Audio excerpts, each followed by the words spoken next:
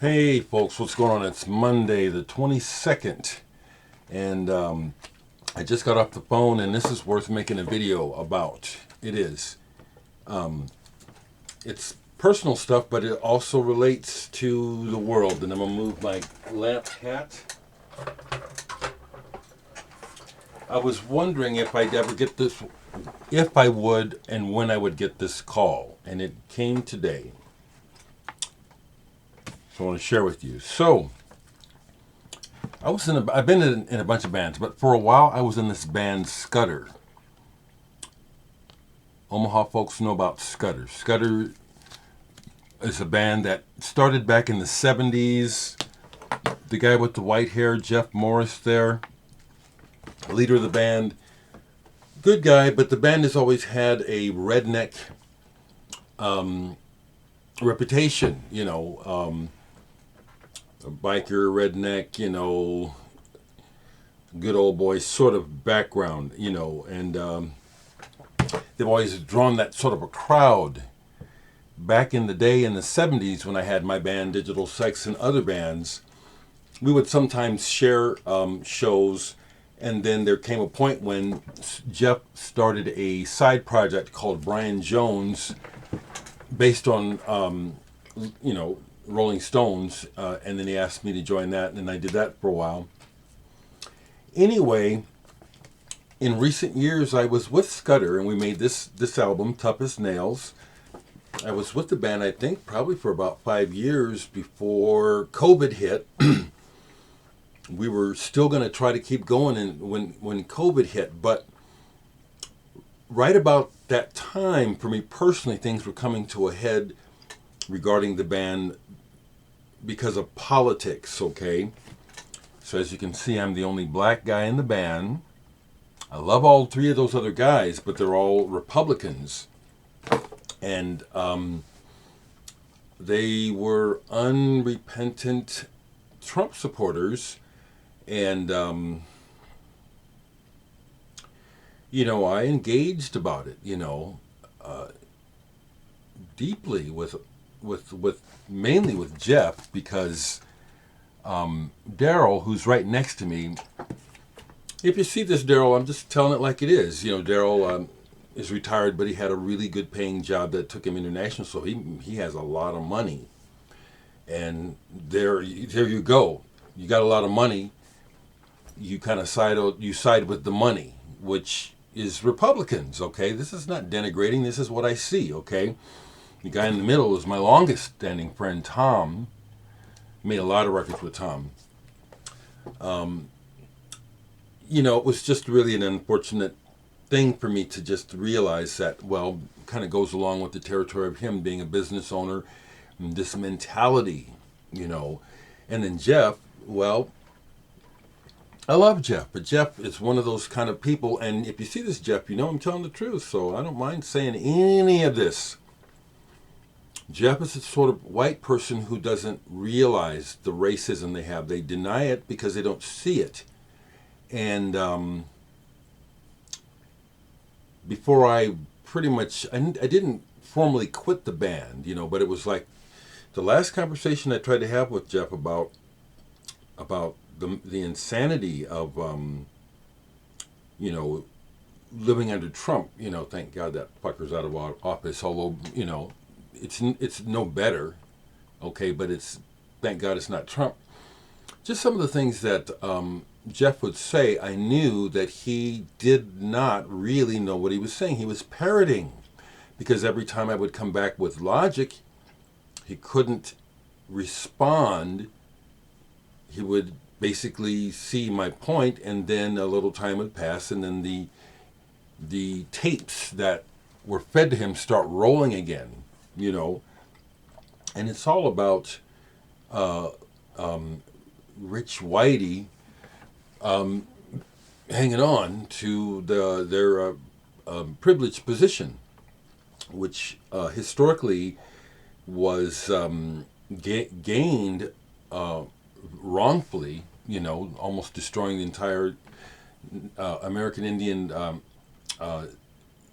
culture and people, enslaving black people, and many other things, okay? So I'm really glad to have gotten a call from Jeff because his health is not good. And I'd heard this, so he called to tell me how he's doing, and things are hopeful, but he gave me the lowdown, and he needs a transplant. But it was important for us to have this conversation and for me to let him know that I was never mad at him, and I knew what the problem was all along, and that I love him and the other guys in Scudder, always will. And I knew and know that the problem is an infection.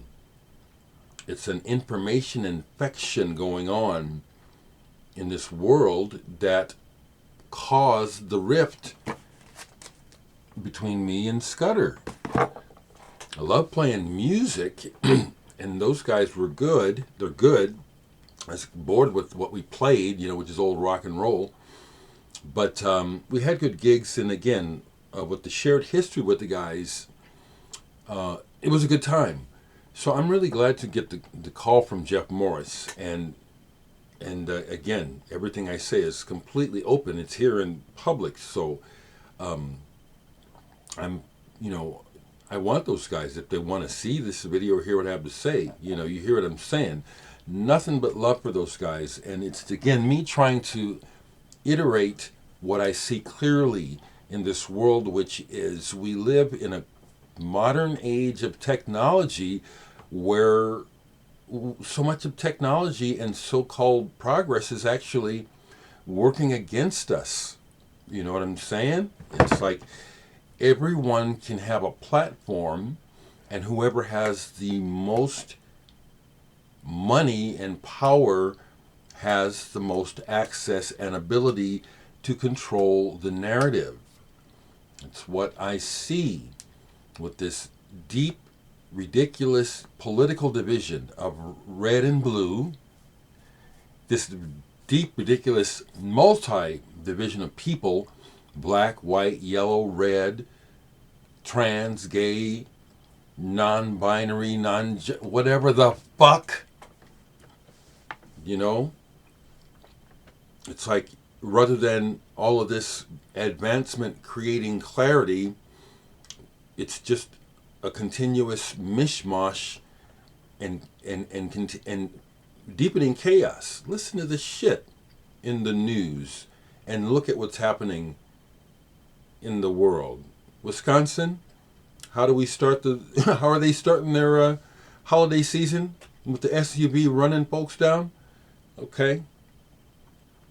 So, back to my main point is I see through, and I keep passing it on to you, that I see through the sad, low level of mentality and adolescent, or not even that, childish level that the world is operating on when it comes to logic and reasoning and objectivity. There's very little.